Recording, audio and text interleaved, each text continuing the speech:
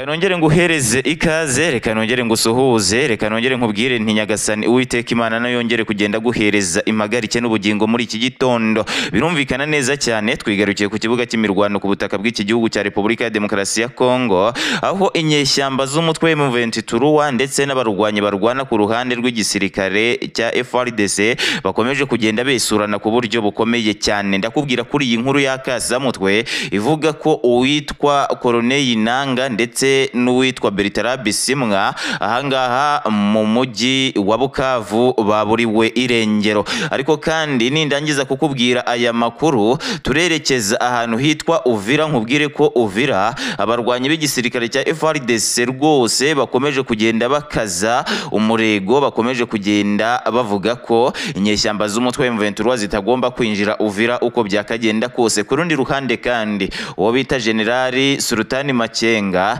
akomeje kugenda avuga ko agomba kwinjira Uvira uko byakagenda kose, ntabwo ari kuva ku marembo ya Uvira, ari nako akomeje kugenda agaba ibitero bikomeye cyane ku basirikare ba FARDC baherereye ahangaha Uvira. Aya makuru ni nyavaho kandi turerekeza mu gihugu cy'u Burundi. Igihugu cy'u Burundi ngo kiri kwiroha mu mpanga ikomeye cyane ngo kitazabasha kwikuramo ngo mu gihe kidahagaritse ibikorwa kiri gukorera ahangaha ku butaka bw'iki gihugu cya Repubulika ya Demokarasi ya Kongo. Aya makuru yose nandi menshi ntakubwiye, reka nze nyagarukaho ku buryo burambuye. Ariko mbere yo kuyagarukaho ku buryo burambuye, reka mbanze ngusabe gukora subscribe, commenting ndetse yewe unarayikinge kugira ngo amakuru yacu akomeze kugenda akugeraho gatanu kuri gatanu. Giye mukomeje kugenda mubana kuri uyu muyoboro, nitwa Mr Kenzo, mbahereje ikaze. Reka duhere kuri aya makuru y'akasamutwe. Aya makuru yatitije inyeshyamba z'umutwe M23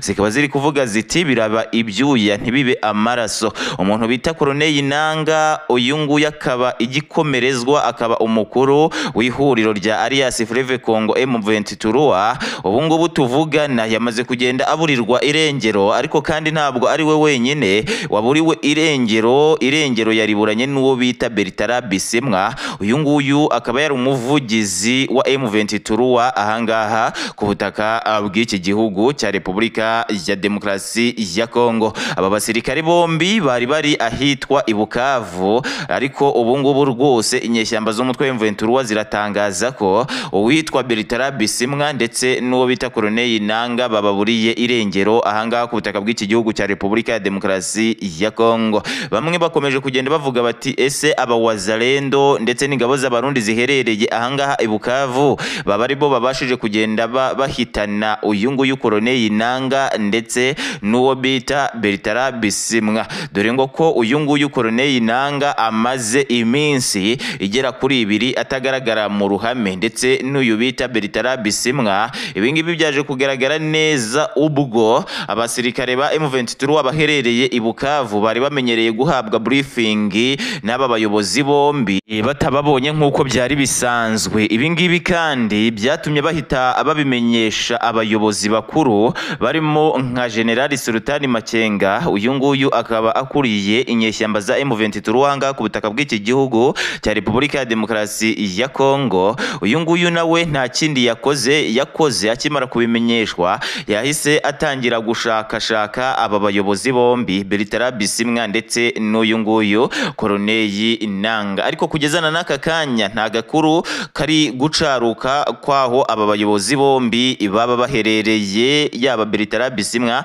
ndetse n'uyu nguyu Corneille Nangaa. Aya makuru reka nyaveho, ahubwo nimunyemerere twigerere ahantu hitwa Uvira. Ahangaha Uvira waba wabimenye ko imirwano ikomeje kugenda isutama ku buryo bukomeye cyane. Abayobozi ba M23 bakomeje kugenda bavuga ko rwose nta gihindutse bagomba gufata iyi Uvira. Ni mu gihe kandi abayobozi nanone ba FARDC bari Uvira indani bakomeje kugenda bakora urukuta rukomeye cyane bavuga ko M23 itagomba kumena urwo rukuta ngo yinjire imbere nk'uko bakomeje kugenda babitegura ku buryo bukomeye cyane ndetse bakanabitangaza. Aba basirikare ba FARDC kandi bakomeje kugenda bavuga ko imiryango mpuzamahanga irebera uburenganzira bw'ikiremwa muntu yakamanutse ikazanga ku butaka bw'iki gihugu cya Repubulika ya Demokarasi ya Kongo ikabasha kuba yakwirukana izi nyeshyamba z'umutwe wa M23 M23.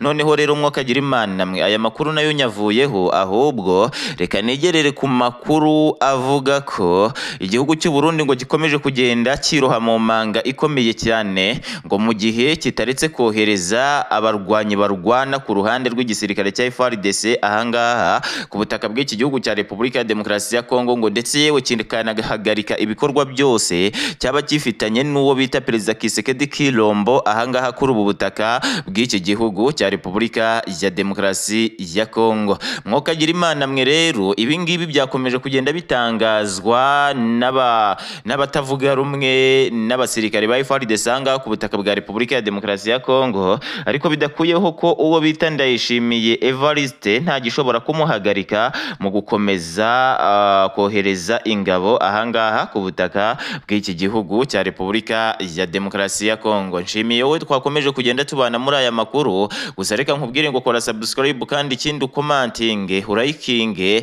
kugira ngo amakuru yacu akomeze kugenda kugeraho 5 kuri 5. Giye mukomeje kugenda mubana mu nyite Mr Kenzo, ndabashimiye.